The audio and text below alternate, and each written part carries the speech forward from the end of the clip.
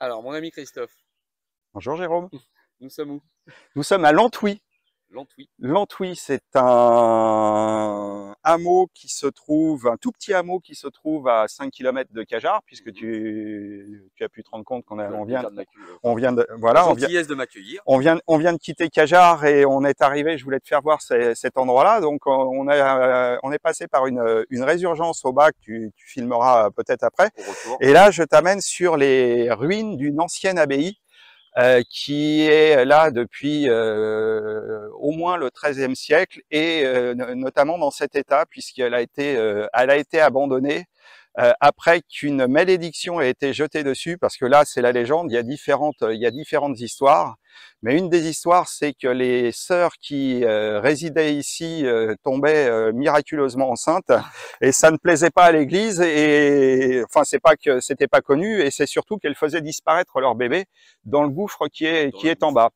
Et puis un jour, il y a un moine qui est arrivé là, qui a découvert la supercherie et qui a jeté une malédiction. Donc l'abbaye s'est effondrée et on la retrouve à peu près dans l'état dans lequel il l'a laissée. Alors après, lui, il est parti de finir sa vie d'ermite du côté de Montfaucon, c'est-à-dire la sortie de l'autoroute maintenant qui te ramènera sur Chartres et puis Rouen et Rouen après.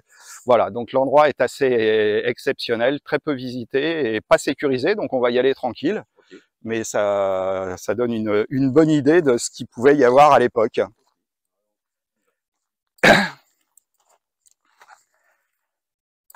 Alors il y a différentes légendes. Hein. Une autre serait que une femme de ménage qui venait entretenir l'abbaye avait un bébé qui était gardé par les sœurs et un jour les sœurs lui font le repas et elle trouve la viande excellente et qu'est-ce que c'est et en fait en allant faire le ménage après elle trouve un endroit où il y avait la tête et c'était la tête de son bébé, donc elle a supposé qu'elle avait mangé les parties nobles entre guillemets de son enfant et là la malédiction serait arrivée. Il y a différentes versions. Pascal Cazotte peut nous en raconter une autre, mais en fait, bon, bah, aujourd'hui, on n'a plus que les ruines à admirer, à voir.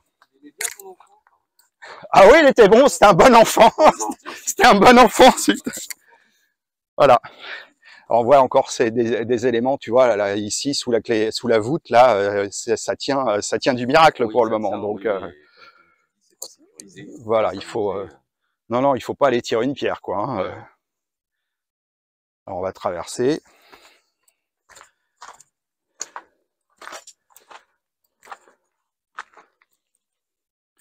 Alors qu'il y a un truc que j'ai pas pensé, ça, c'est hors caméra, j'ai notre amie Lydiana qui m'a prêté un détecteur de métaux, tu vois, c'est le genre de truc Ah oui, il faut la faire. Ouais. On pourra trouver des choses. Et on voit, ça tient de rien, quoi, hein. La pierre, là, c'est...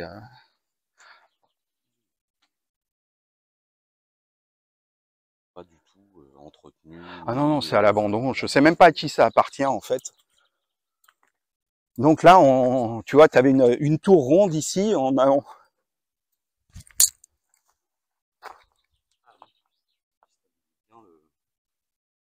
mais la nature reprend ses droits, c'est vrai que ça va très très vite, tu as les chênes qui ont poussé à l'intérieur.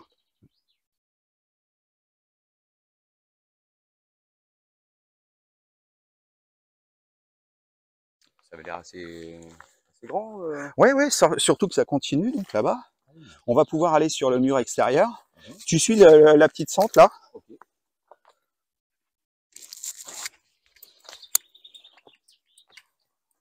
Ce lieu aurait été maudit. Aurait été maudit, absolument. Tu vois, l'épaisseur des murs, c'est...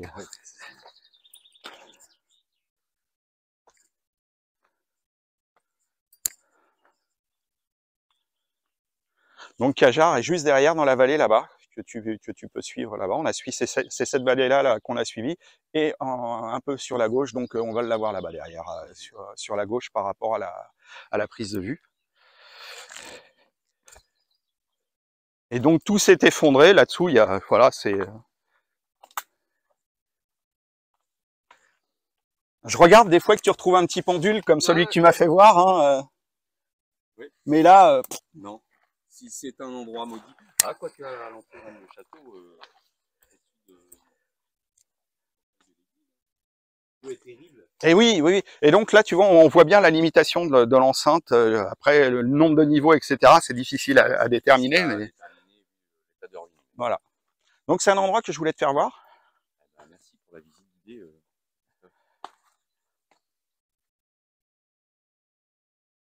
Chargé d'histoire Chargée d'histoire. et de légendes. Une histoire, une légende un peu glauque. Mais il y a plein de légendes ici. Si on a le temps, on ira voir un lieu qui s'appelle le Saut de la Mounine, et c'est aussi une chouette histoire. À Montbrun, à 5 km de Cajar, 6 km de Cajar.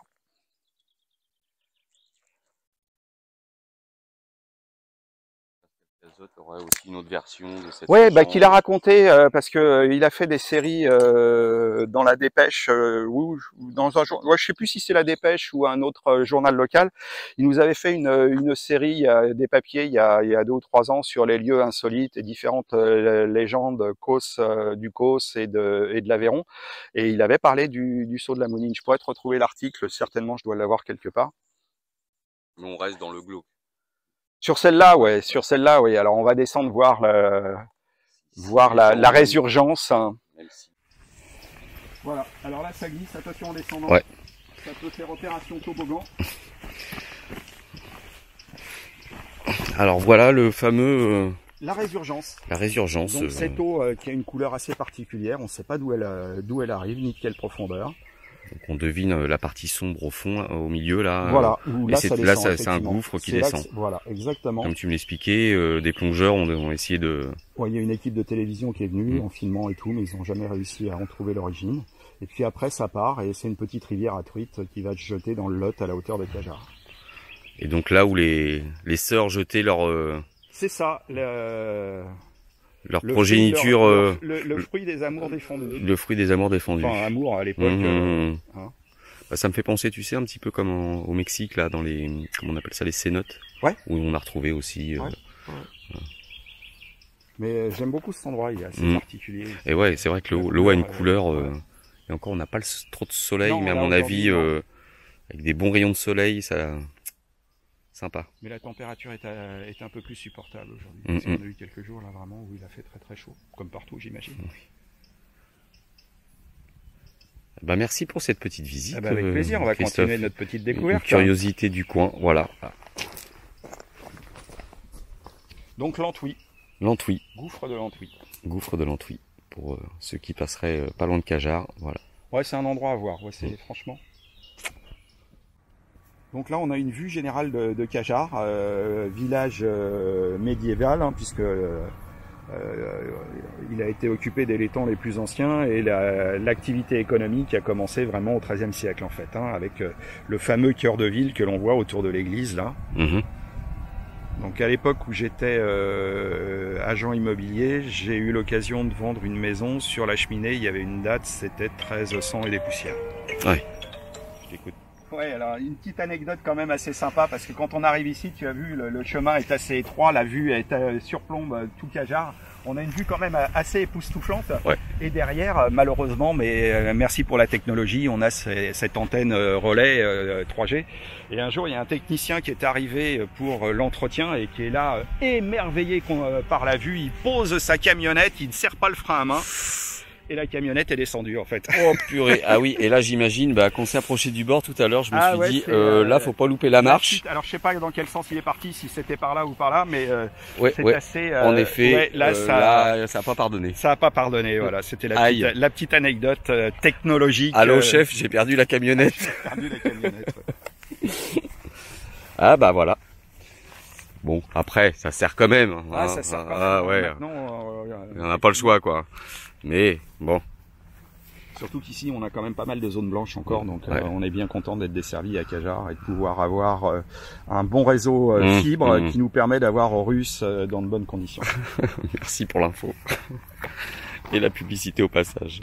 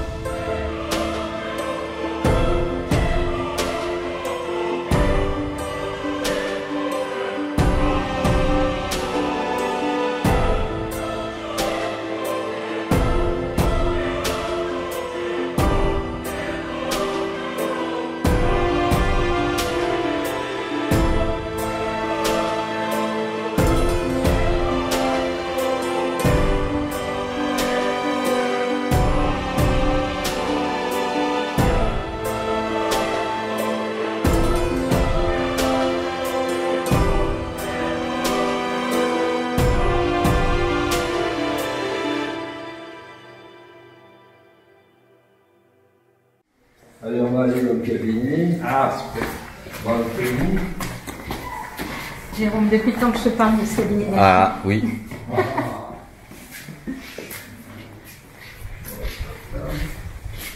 Tiens, vas-y.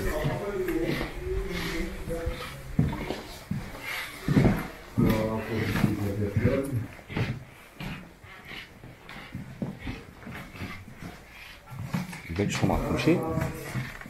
Voilà, tu y es, Jérôme. Ok. Direct, tu vois, là. Voilà l'enfant.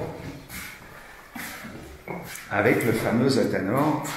Voilà. Et Et, voilà. et ça, c'est le fameux Athanor. C'est comme ça que j'ai eu l'idée d'appeler le roman l'Athanor. D'accord. Et c'est en visitant le château pour la xème fois en 2004, je crois que c'est ça, c'est en 2004, où là, t'as percuté. Oui. Ouais, t'as eu- Alors, Et en plus de ça, quand j'ai vu les dimensions de la pièce, Alors, explique-nous pourquoi enfin, déjà pourquoi un cabinet alchimique? Non, allez-y. là, je c'est pense qu'il vaut mieux le que ce soit braquinage. monsieur de braquinage qui règle. Moi, j'y étais pas. Mais non, nous on a la version édulcorée, la version roman, en fait, tout ce qui est arrivé, voilà. Version romanesque. Alors, Alchimie, c'est un bien bongo. Oui. C'était en fait une science qui existait déjà à partir des constructions des pyramides. De l'Égypte, C'est ça, Oui, c'est... les mecs, ils y vont comme des dingues. Et il y avait des inquiets qui étaient, on dirait, peut-être les assureurs de l'époque. Des gars qui disent, bon, c'est sympa, votre tempête, là, avec Stéphane Mikarinoche, mais il y a un jour où ça va péter. Où ça va péter, comme on dit dans le film, je ne sais plus qui. Bref, en gros, ça monte, et de temps en temps, il y avait les chefs d'équipe, il y avait les ingénieurs, et puis il y en a qui étaient à l'extérieur, mais qui bossaient pour le chantier. Et pendant qu'ils avaient un peu de temps, ils avaient construit les Atanos, c'est un mot arabe, qui veut dire les foyers. C'est Atanaour. Oui, Atanaour, c'était les feux. Bon, alors on peut faire des feux pour les barbecues, mais on peut aussi le faire pour essayer de fabriquer quelque chose qui pourrait nous aider à éviter que tout se pète la gueule. Bah, je ne sais pas s'il n'y avait pas là-bas un ancêtre de M. Lafarge, par exemple, parce qu'avec du ciment, quand tu mets du ciment dans de l'eau, tu arrives à faire tenir 3 pierres. Eh ben, c'était un peu ça l'idée. Au départ, c'est ingénieur matériel. C'est pas spirituel ou philosophique. Ouais, on n'est pas encore sur la pierre philosophale, là. C'est plus la pierre... Ça viendra ouais, après. Le point de départ, c'est la technique. En gros, qu'est-ce que je vais pouvoir faire? Et puis, au bout d'un moment, il y en a qui commencent à en avoir marre, aussi parmi les ingénieurs, et des types qui, en ramassant des petites poussières de je ne sais quoi, à droite à gauche, tout d'un coup s'aperçoivent qu'en fondant, ça devient de l'or.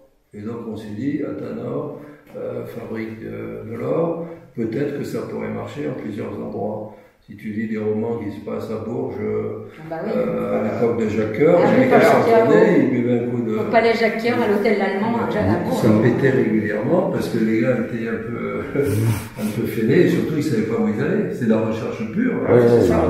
Il y avait un objectif perso, mais le côté scientifique du truc, à mon avis, il y a zéro piste de recherche. C'est plutôt, on va expérimenter ça. C'est de l'expérimentation. Et après, on se croisait en disant ça marchait. C'est vraiment de la recherche expérimentale. Et puis tu me dirais, la formule que j'ai utilisée ne sert à rien, donc ne perds pas ton temps. Et puis moi j'en ai trouvé une, et puis de temps en temps, ça faisait pas ce qu'on voulait, ça faisait du pet. Et donc là, c'est la recherche de l'or. Alors, ce qu'on a ici, enfin moi c'est mon interprétation, chercher de l'or, rechercher de l'or, ça peut être sympa. Est-ce que ça motive toute une vie? Je ne suis pas sûr. Il y avait, et c'est pour ça que la pièce est décorée avec des peintures qui sont des copies, des gravures du XVIe siècle qui racontaient les métamorphoses d'Ovide, qui est le premier poète, on va dire. On pourrait rajouter philosophe. Il est mort à l'époque du Christ. Donc c'est un gars qui avait fait beaucoup de choses. Il avait l'humilité d'écrire. Et ses écrits ont été utilisés dans toute l'Europe. À l'époque de Charlemagne, dans les abbayes, les mecs ils se tapaient la Bible, les évangiles, et ce genre de trucs, parce que il y avait un côté, là, la philosophie qui s'intéressait aux êtres humains. Donc c'était un peu différent. C'est pas juste du whisky, c'était vraiment le philosophe. Il y a toute la mythologie grecque là Et aussi ben voilà. représentée. Là, les chars d'Hélios. Et là, regarde, Oui, celle-là, celle-là elle est vraiment belle. Hein.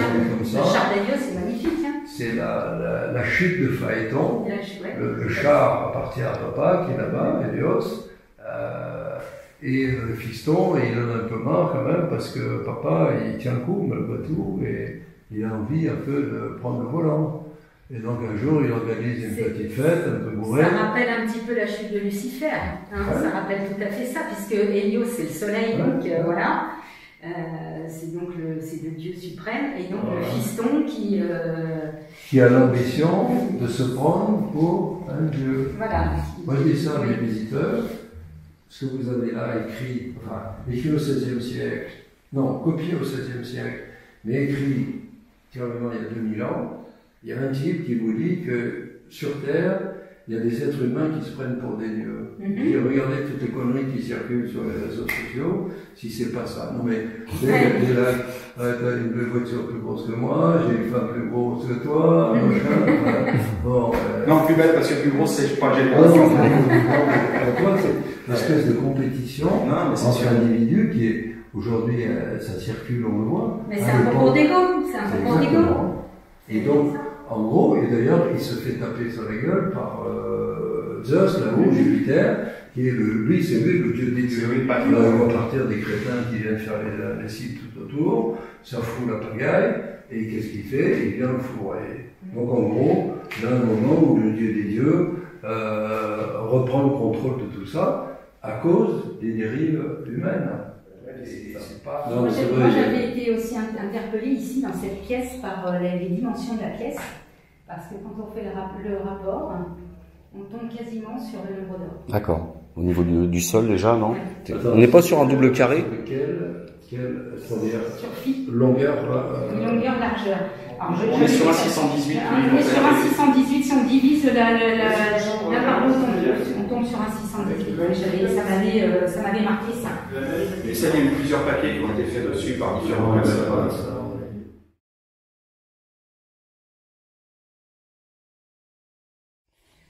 Alors je suis en compagnie de Pascal Cazotte, ainsi que d'Éric Charpentier et Sandrine, excuse-moi, j'ai une mauvaise mémoire des prénoms, où nous sommes sur le dolmen du Bois d'El Rey. Du Bois d'El Rey. Voilà. On est sur la commune de Marciel. Ok. En Aveyron. En Aveyron. À l'extrémité occidentale de l'Aveyron.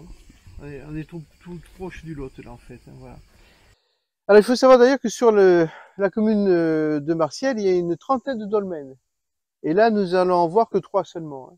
Mais ce sont les plus accessibles et parmi les plus beaux. Donc on va se contenter de ce petit circuit. Alors tu remarqueras, Jérôme, tu as vu la date qu'ils ont mise là? 40 siècles. 40 siècles. Alors ça nous ramène au chalcolithique. Mais pour moi, c'est complètement faux, hein, parce que si tu veux, ils se sont basés sur quoi pour dater? On peut pas dater la pierre, c'est pas possible. Donc ils ont sorti des ossements, et ce sont les ossements qui sont passés au carbone 14, ce qui leur a donné entre 2000 et 3000 ans avant Jésus-Christ, si tu veux. C'est pour ça qu'ils te parlent là de 40 siècles, donc de 4000 ans. Mais pour moi, et j'en suis persuadé, les dolmens n'ont jamais servi à l'origine de lieu de sépulture. Hein. D'ailleurs, t'as qu'à voir les dolmens qui se trouvent en Corée du Sud. Des constructions mégalithiques en Corée du Sud, ils en possèdent 35 000. À eux seuls, ils ont 40% de tous les dolmens répertoriés sur la surface du globe. C'est gigantesque. Et d'ailleurs, le plus grand dolmen se trouve en Corée du Sud. La table, elle fait 600 tonnes. Hein. C'est exceptionnel. Et jamais, dans aucun des dolmens sud-coréens, ils ont trouvé le moindre ossement. Donc moi, ce que j'ai pensé, ce qui est logique, au départ, c'était en fait pour mettre en relation l'énergie tellurique avec l'énergie cosmique, parce que avec cette très forte énergie tellurique que nous avons dans la région, il peut se trouver des lieux même géopathogènes, et donc en mettant en relation l'énergie tellurique avec l'énergie cosmique, on en fait des lieux au contraire qui sont très bénéfiques. Et par contre, après, voilà, c'est ça, qu'ils aient trouvé facile, notamment les hommes du chalcolithique, d'enterrer, enfin pas d'enterrer, mais de mettre leurs défunts sous une table de dolmen, pourquoi pas. D'ailleurs, on a trouvé aussi Ça, c'est, je crois, du côté de Marcillac, en Aveyron.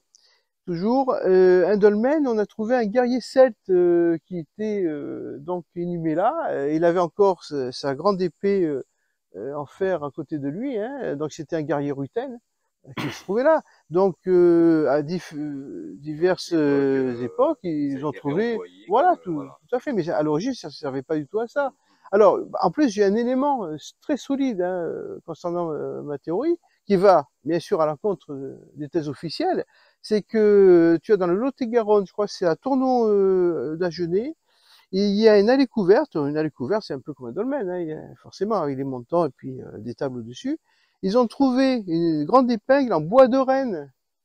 Le renne, il a disparu à la dernière déglaciation, donc c'était il y a 12 000 ans. Voilà. Donc forcément, pour moi, c'est tout ce qui est pierre levée, dolmen, menhir, tout ce que tu veux, ça entre 10 et 12 000 ans, au moins. Ça les dérange pas de dire que ça a été rapporté après, parce que ça... Ouais, alors déjà, il faudrait qu'ils me disent où ils ont trouvé. Voilà. Voilà, ben bien sûr.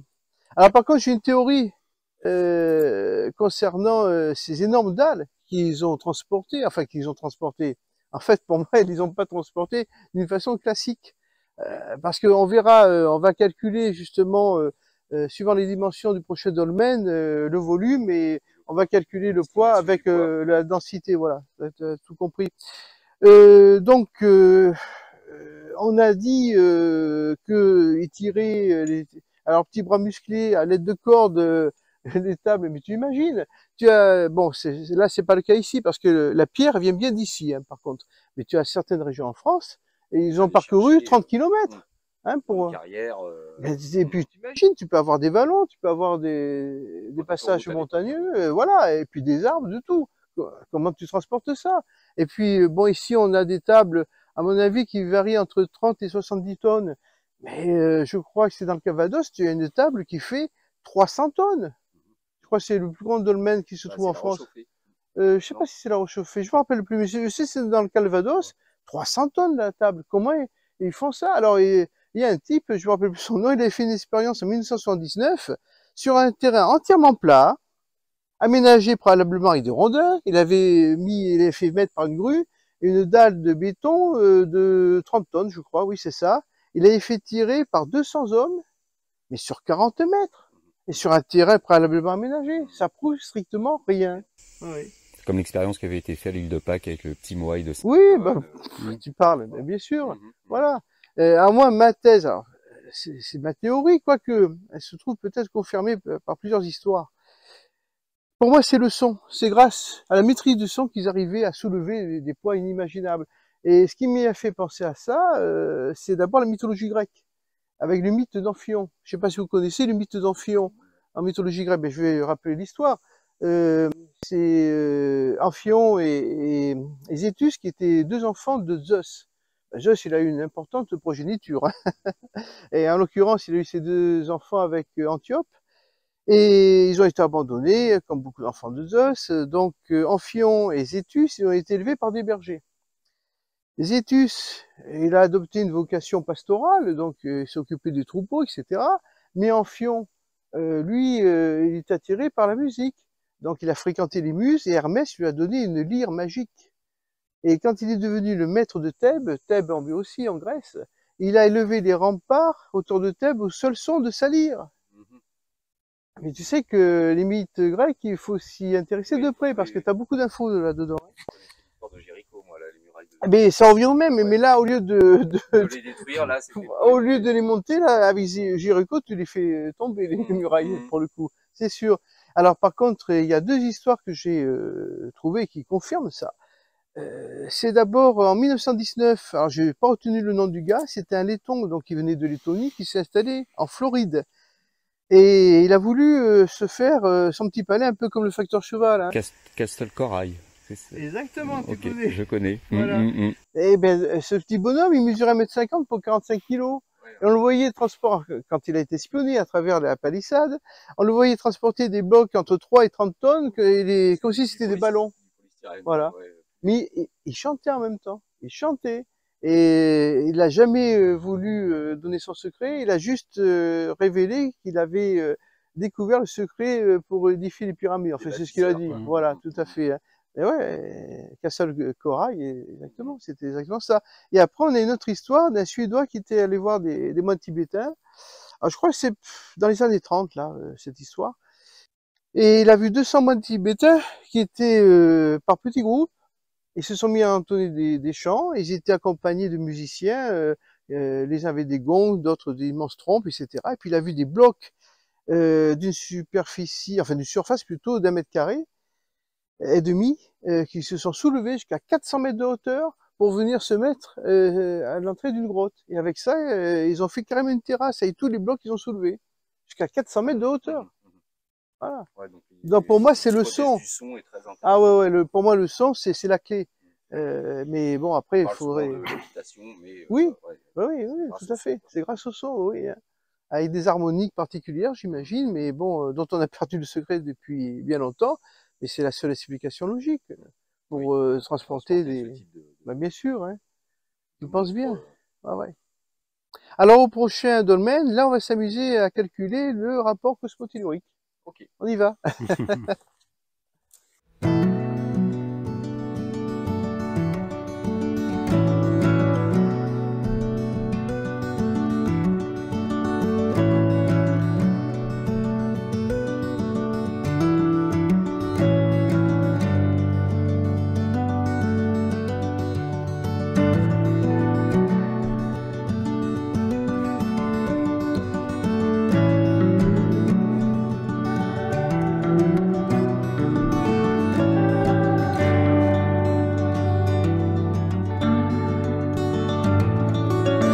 Donc là, on est devant le dolmen du bois de Galtier. Alors Galtier, ça vient du nom Gauthier. Et Gauthier, qui est une racine germanique. Je crois que c'est Harry, la racine germanique, qui veut dire armée. Enfin, peu importe, là ça n'a pas d'importance. Alors là, par contre, j'avais calculé le poids de la table. Elle mesure environ 4 mètres de long sur 2,50 m de large. L'épaisseur, donc la hauteur, c'est environ 60 cm. Donc quand on multiplie tous les chiffres correspondants, on arrive à un volume en mètres cubes. Et le volume en mètres cubes, on le multiplie après par la densité. Là, c'est de la pierre calcaire. La densité, c'est environ 5,5 tonnes. Et c'est comme ça que j'ai trouvé un poids de 34 tonnes pour la table. Mais ça, c'est la plus petite, hein, par rapport aux autres dolmens, hein, bien sûr. Alors, ce qu'on peut faire là, c'est la petite expérience. Avec le pendule, pour calculer le rapport cosmotellurique, j'ai préparé des petits tableaux. T'en veux un? Bah ouais. Voilà. Cours pratique. Voilà, cours pratique. Mais c'est ce que j'ai fait il y a quelques jours. Alors, qui veut un pendule? Encore élaborer le mien. Sur 10? Sur 12? Sur 12. T'as eu ta petite plaque, non? Tiens, prends-la, prends celle-là. Non, mais vas-y, je le ferai après. Un pendule? C'est bon. C'est bon? Ouais, j'ai le mien. Ok.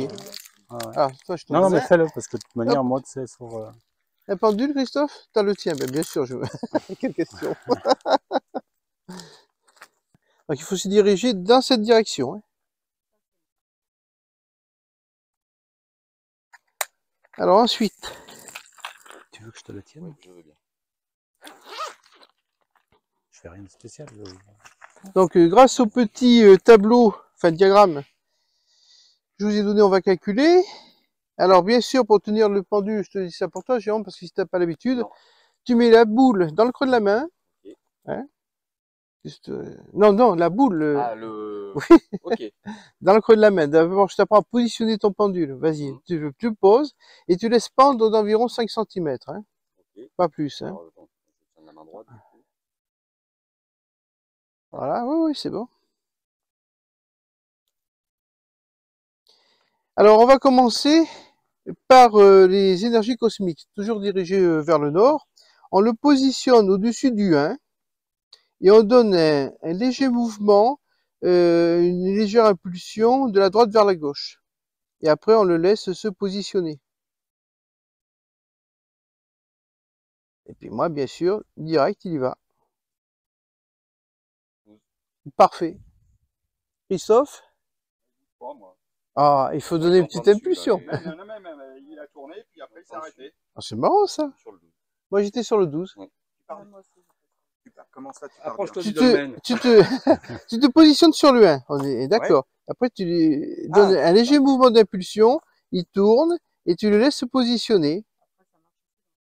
Oui, non, il y va direct. Il y va direct sur le 12. Hein. Voilà, on est d'accord? Et bien voilà. Et ce qu'on vient de faire, on va rééditer l'expérience, mais avec le cercle qui concerne l'énergie tellurique. Alors on se positionne sur le 1 nouveau, mais ce coup-ci on donne une légère impulsion de gauche vers la droite. Et on le laisse se positionner. Et puis il y va direct aussi. Ah, oui, aussi. T'as vu, ça marche, hein? Non mais incroyable. Voilà, 12 sur 12. 12 sur 12. Donc il faut toujours que le rapport cosmotellurique tende vers l'unité. Donc 12 divisé par 12, ça donne 1 et c'est la perfection. D'accord. Voilà. Ah oui, quand tu calcules avec les Voilà. deux cercles. Exactement. Il faut d'abord calculer au niveau de l'énergie cosmique, ensuite l'énergie tellurique. Je vais essayer, ouais. Spontanément, quand je parle du centre, ça va me donner Ah une ben direction. oui, mais là il faut se positionner toujours mais sur même le 1. ça revient au même, si tu veux. Ouais. Mais dans mon grammage, moi je pars toujours du centre par rapport à un diagramme comme ça. Et quand je vais sur le diagragramme, effectivement, après ça tire. Ouais. Donc tu as bien trouvé 12 sur 12? Eh ben c'est parfait. On peut être sur des sites où on va être 5 et 5. Oui, plutôt 7 sur 7, 9 sur 9. D'accord. Par contre, si tu es dans une grotte, tu vas trouver par exemple 7 en énergie tellurique et 5 en énergie cosmique. Parce que l'énergie tellurique va être forcément plus forte au fond, au fond d'une grotte. Hein. Tu peux la garder. Merci. Merci. Le pendule aussi, non? Oh, si tu veux. Bah non. Mais ouais, incroyable. Ah, tu vois, ça marche. Et moi, j'ai fait ça avec un groupe de 17 personnes. Et si, il y en a qu'une seule dame là qui n'est pas arrivée, mais je crois qu'elle n'avait pas le droit de demander. Elle n'était pas dans le... Non, ça n'allait pas. Juste pour info, Christophe a installé du matériel, mais tu viens nous expliquer en détail. La caméra BioWell avec le capteur Spoutnik qui mesure les champs d'énergie, en fait. Ok. Voilà. D'un lieu. Ok. Eh ben écoute, à tout à l'heure. À tout à l'heure. Elle a souffert, hein, malheureusement. C'est cassé en 3. Oui, mais les morceaux sont là quand même. Les morceaux sont là, voilà. Mais là, tu as au moins une table qui devait peser au moins 70 tonnes, là, au moins. Et tu crois qu'elle est vraiment plus énorme? Elle a l'air moins épaisse. Ah, peut-être un peu moins épaisse, ça dépend des endroits. Ouais, c'est vrai que là, elle est moins épaisse. Là, on doit avoir peut-être 30 cm. Et là... On finit épais, mais... on voit qu'on est sur 30 cm. Ouais, c'est vrai. C'est le fond qui est plus large. Ouais. Peut-être les... Non, là, ça a l'air fin. C'est peut-être les extrémités, que c'est peut-être un peu travaillé.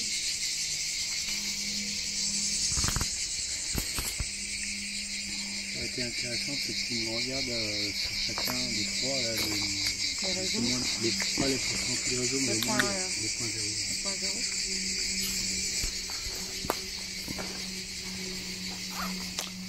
Et la raison pour laquelle la dalle se serait cassée, t'as pas trop d'idées, ça remonte trop loin. Ils ont 10 000 ans. Oui. Et oui. Il y a, la plupart du temps, hein, on parle des phénomènes météo, qui est responsable de tout ça. Et puis, il suffit d'une infiltration d'eau, des choses comme ça aussi, peut-être. On a dans le Pilat énormément de, on appelle ça des sphères coupées. En fait, c'est des gros blocs de roches qui sont presque sphériques, qui sont coupés en deux là, comme ça. Et en fait, on s'aperçoit sur l'aspect énergétique géobio que on a des réseaux assez puissants qui passent en fait par la faille, dans ces et donc à un moment donné, on pourrait peut-être conjuguer à la fois le phénomène climatologique sur la cassure, avec un phénomène d'énergie puissant qui passe aussi ici et qui avec le temps. Il peut y avoir aussi non seulement des failles, mais aussi des courants d'eau souterrains, et qui vont décupler l'énergie tellurique d'ailleurs. Hein. Ouais. Je pensais qu'il ne faut jamais habiter une maison où il y a un cours d'eau qui passe en dessous. Hein. Et ben moi j'habite, je vais déménager bientôt, mais la maison où j'ai habité pendant 20 ans, j'ai un cours d'eau qui passe dessous. Hein. Bon, il faut mieux que je m'en aille avant que... Bon, ok. Il y a beaucoup de maisons qui ont de l'eau dessous. Ouais. Ah ouais. Oh, il y en avait une que je connaissais, c'est une maison du 19e, une belle maison bourgeoise. Hein, Parce que j'étais clerc notaire, je sais pas si tu sais, pendant 25 ans, j'étais en même temps négociateur immobilier. Ouais. Et cette maison, je me sentais mal quand j'allais la faire visiter, j'en pouvais plus. Il me tardait qu'une seule chose, c'est d'en sortir. Temps, ouais. Oui. Et on m'a appris que justement dans les caves, sous les caves, il y avait un cours d'eau qui passait. Il y avait une impression de malaise, pourtant c'était une belle demeure, bien sûr. Des plafonds de 4 mètres de haut, c'était... Bah, comme on en parlait tout à l'heure, des maisons à cancer, quoi. Ah ouais, ouais. Souvent les failles aussi. Ah bah oui, il y a beaucoup de failles. Alors ici d'ailleurs, entre le plateau du Cos et les monts du Cigala, on a une faille qui est gigantesque là. On l'a même comparé à la faille de Sandré. Ah oui, bien sûr. Mais on a Villefranche-de-Ward qui est en plein milieu sur cette faille. Et d'ailleurs, c'est le plateau calcaire qui a tendance à vouloir s'infiltrer sous les monts du Cigala, sous vraiment les monts qui sont granitiques là, le calcaire qui est fait passer en dessous. Mais le dernier tremblement de terre qu'on a eu, je crois que c'était au XVIIIe siècle, il s'est fait ressentir jusqu'en Espagne quand même. Ah oui, ça a secoué quoi. Ça a secoué, ça a bien secoué, Mais nos monuments à Villefranche ont tenu le coup, Ils sont toujours là. Alors nous retrouvons Christophe sur le dolmen de, rappelle-moi Pascal. Eh bien c'est du bois Galtier. Du bois Galtier, ok. Où Christophe a installé du matériel. La caméra BioWell avec le capteur Spoutnik pour mesurer les champs d'énergie du dolmen. Alors c'est vrai que j'ai jamais eu l'occasion de le tester sur un dolmen en live, c'est la première fois. Et bon, sans pouvoir analyser tout de suite les résultats, j'ai quand même constaté une chose, c'est qu'au départ, je n'avais pas mis le capteur sur le dolmen, mais à côté. Et à partir du moment où je l'ai déplacé, on a vu l'intensité énergétique monter. Donc là, il a été positionné dessus. Donc ça sera intéressant de voir tous les résultats détaillés, puisqu'en fait, il y a une mesure qui a été prise toutes les 5 secondes pendant 50 minutes. Donc on fera un petit débriefing. Je serai obligé de faire un petit débriefing après, parce que là, j'ai pas une bonne connexion et puis on voit pas tout, tous les points en fait. Mais et puis j'ai la possibilité d'imprimer des rapports, donc on pourra regarder tout ça à tête reposée. Donc là, je vais couper la machine tout simplement. Voilà. Et c'était une première pour Horus. Merci.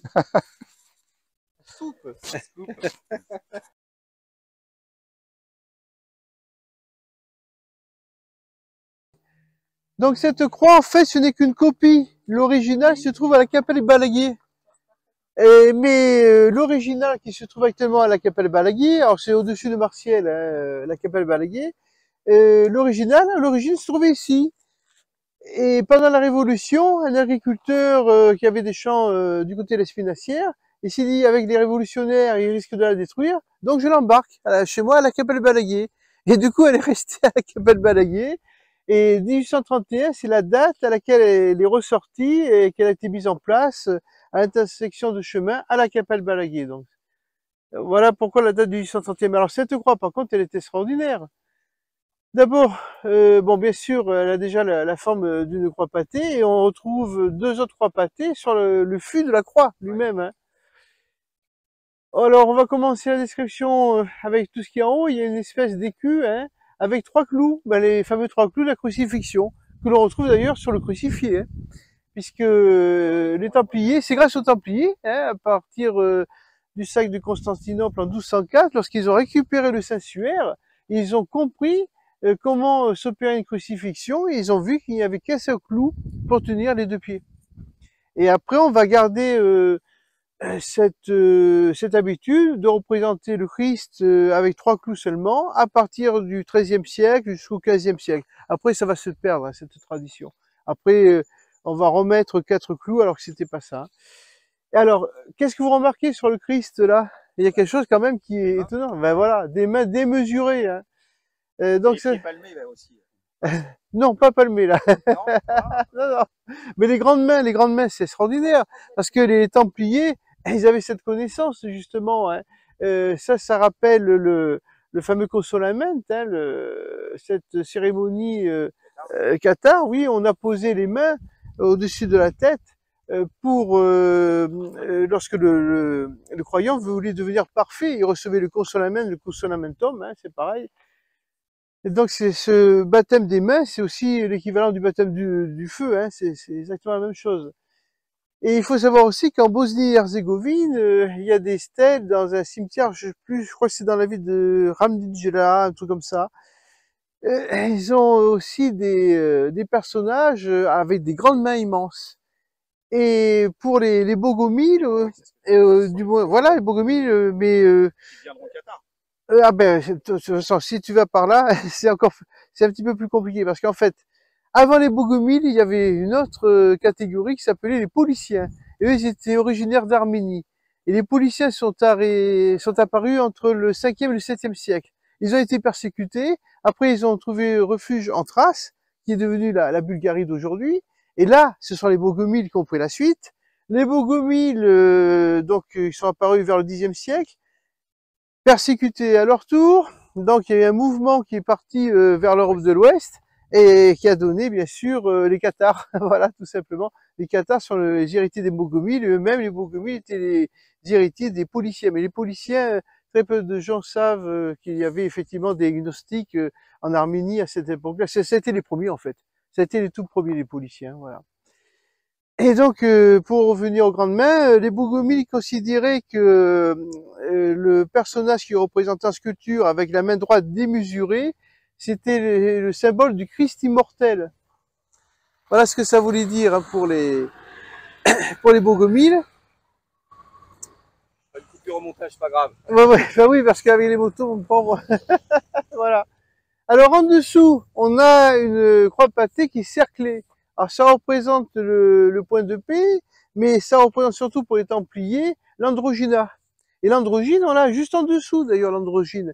L'androgyne, puisqu'on voit bien que ce personnage-là, juste en dessous de la croix cerclée, et il n'a pas de sexe. Voilà. Et alors l'androgyna, là, on va retoucher à l'alchimie, parce que d'ailleurs les Templiers, il y avait des Templiers qui pratiquaient l'alchimie, ça on le sait, hein, c'est sûr et certain. Et l'androgyne, au niveau du travail de l'alchimiste, c'est ce qu'on appelle aussi le rébis, c'est lorsque l'alchimiste va unir le roi et la reine, donc il va procéder à l'union du soufre et du mercure alchimique. Voilà. Et on a donc bien sûr la croix pâtée qui est représentée au niveau du nombril aussi du personnage. Donc on a 3 croix pâtées, voilà. Donc c'est quand même une croix qui est intéressante. Hein. Et cette date, alors 1711, c'est la date à laquelle elle a été sculptée. Et 1831, ils ont rajouté ça lorsqu'elle est ressortie, parce qu'elle est restée cachée pendant plusieurs décennies pour être à l'abri des révolutionnaires. En 1831, l'agriculteur qui l'avait embarqué chez lui, planqué dans une de ses granges, sans doute, il a ressorti, mais il a laissé à la Capelle Balaguer, alors qu'elle était originaire d'ici. Hein. Et à l'Espinassière, comme je le disais tout à l'heure, c'était une ferme templière hein, à l'époque. Hein. Dans le coin, c'est pas compliqué, les Templiers possédaient 1000 hectares de terre. 1000 hectares de terre. Et alors, as-tu une explication, Pascal, pourquoi elle est ressortie et érigée en 1711 alors que les... Non, ressortie en 1831. Non, alors qu'elle a été faite en 1711, alors oui. Que l'ordre du Temple a été exterminé en ils ont été arrêtés 14. Le 13 octobre 1307 et l'ordre a été supprimé officiellement par la papauté en 1312. Là, oui. C'est la dissolution de l'ordre en 1312, hein, voilà. Non, mais là, celui qui a fait cette croix, c'est quelqu'un qui avait gardé la connaissance templière. Qui était initié. Voilà, tout à fait, on est d'accord. Voilà. Alors que ce soit le sculpteur lui-même, peut-être un compagnon qui avait des connaissances justement templières, ou alors le commanditaire. Que ça sorte, effectivement, oui, tout à fait, oui. Parce qu'en 1711, alors il y a aussi un petit mystère avec cette date de 1711, c'est que je l'ai retrouvé, figure-toi, sur une espèce de temple qu'il y a à Villefranche, et 1711 aussi. Je sais pas, il y a peut-être un lien à faire, je sais pas. Et 1711, si tu prends 7 et 3 à 10, et le 10, c'est l'unité. Oui, on est d'accord. Mais de toute façon, cette date 1711, elle n'est pas anodine. Ça, j'en suis certain, mais après, je n'ai pas vraiment décrypté pourquoi ils l'ont sorti en 1711. Hein. Enfin, elle est magnifique. Alors, on va aller en voir une autre qui va vous intéresser doublement, parce qu'elle a été érigée sur un ancien dolmen. Et il y a encore les vestiges du dolmen. On voit le Christ aux grandes mains, voilà. On a des mains démesurées là. Et ça, je te l'avais montré, je crois. Oui, on l'avait vu. Ouais. Donc là, c'est les... Alors par contre, elle est récente cette croix. Elle date du 19e siècle. Mais là, c'est pareil, c'est qu'il y a un initié qui a voulu rappeler l'importance de ses mains. Dans la tradition celtique, on a le dieu Lugh. Oui, bien sûr. Le Lugh des Gaulois. Je connais très bien, oui. Le dieu de polytechnicien des Celtes. Tout à fait, oui. C'est le dieu aux longues mains. Oui, vous aussi, je sais bien. Et d'ailleurs, on a pas très loin dans le Lot, un petit village qui s'appelle Lugagnac. Oui, ah ouais. On est sur des réminiscences. Ah mais bien sûr. Mais ici, on est en plein territoire celte. Hein. Et d'un point de vue étymologique, Lugh, c'est la lumière également. Tout à fait. Et quand le christianisme s'est implanté, les chrétiens ont eu tendance à remplacer Lugh tout à fait par le Christ. Donc bien sûr. lumière à nouveau. Tout à fait. Et c'est pour ça aussi qu'ils ont, enfin, pour ça, peut-être pas que pour ça, mais ils ont voulu implanter leur symbole chrétien sur d'anciens lieux de culte druidique, très souvent. Et puis là où il y avait des dolmens, comme c'est le cas là, bien voilà, on a christianisé. Souvent des églises aussi ont été bâties sur d'anciens dolmens, etc. Oui, tout à fait. J'ai pris l'orientation et la position GPS. Très bien.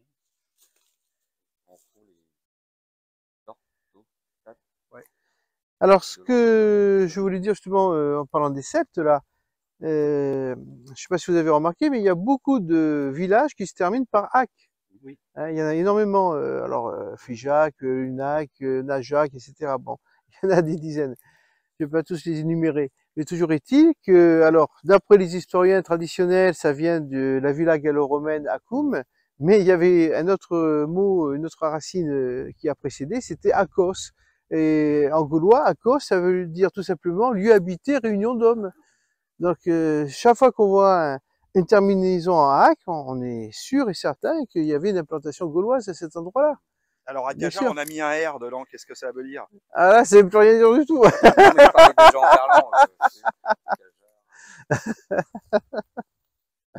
Ouais. Et il paraît qu'il y a une Vierge Noire dans l'église de Cajar. Oui. Une authentique. Ah, je ne sais pas si elle est authentique, on l'a vue hier. Il faudrait que je la voie.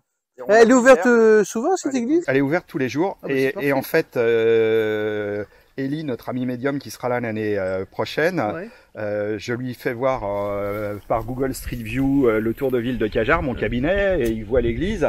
Et il me dit, là, il y a quelque chose dans le coin à gauche quand tu rentres. Il faudrait que tu me fasses la photo. Et on y est allé avec Jérôme hier. On a voulu faire la photo. La photo est ressortie noire. Mais c'est une chapelle dédiée à Sainte Annette qui a été canonisée et qui avait fait une sainte née à Cajar, qui avait fait d'énormes guérisons. Il y a plein de plaques, etc. Et tout de suite, Elie l'a vu, donc il faut que je refasse la photo. Et c'est sur cette partie gauche qu'il y a la Vierge Noire. C'est là, juste après, en fait. Est-ce que Cajar était sur un des chemins qui menait à Saint-Jacques de Compostelle? Bah, complètement, il est sur le chemin de Saint-Jacques. Il est sur le chemin de Saint-Jacques. Parce que toutes les Vierges Noires étaient placées sur les chemins qui menaient à Saint-Jacques. Et t'en as une à Roca, autrement. Oui. Bah, bien sûr, bien sûr. Oui. Mais attends, il y en a par contre que j'ai découvert. T'en as une à en Bretagne, sur la pointe, au-dessus de le curé de. La chanson, c'est le curé de Camaret. À Camaret, t'as une petite Vierge Noire aussi, qui est la copie conforme de celle de Roca d'ailleurs. Là, on a vraiment des Vierges Noires, mais il y en a beaucoup qui ont été modifiées. C'est beaucoup plus difficile pour les déceler parce que au XIXe siècle, t'as l'évêque qui a demandé à ce qu'on les repeigne. Donc on enlève le côté noir, donc il le repeint en blanche. Alors tu vois, Jérôme, on a une occasion de faire venir maintenant à Cajar Pascal pour voir la Vierge Noire, parce que vraiment pour le déplacer. Non mais tu m'avais invité pour un repas, on y passait 3-4 fois, j'ai pas le temps. Là, un grand merci Pascal pour cette petite visite guidée de ces dolmens et de ces croix insolites. Ah oui, ça c'est insolite. Par contre tu vois, elle est pas très bien exposée pour... on a du mal à la voir. Oui, avec le verre... On est toujours derrière. Oui, c'est ça. Avec la mousse dessus. Je vais essayer de m'approcher un petit peu pour...